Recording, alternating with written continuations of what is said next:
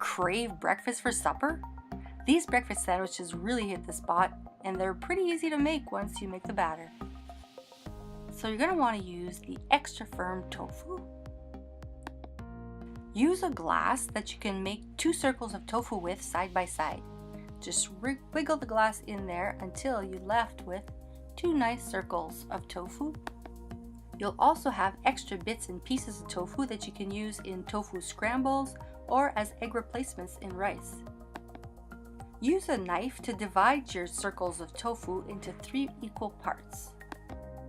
So you'll get 6 patties out of 1 block of tofu.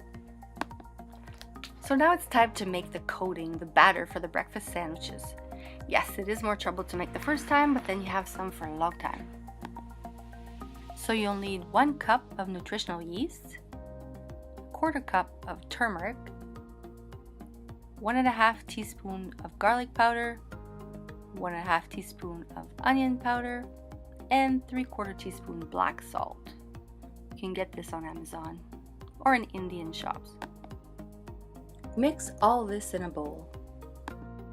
Prepare your frying pan on medium heat with a touch of oil, or you could use spray-on oil, or you could go without oil if you have a good non-stick pan.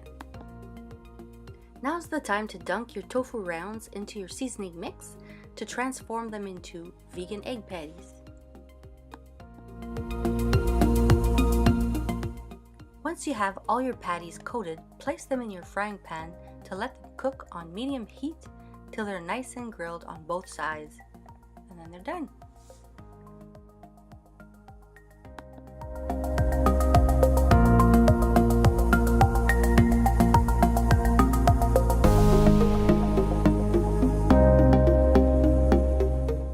Now for the meaty part of the breakfast sandwich. You can use a number of things, like any vegan sausage can be sliced to fit the meat layer in your breakfast sandwich.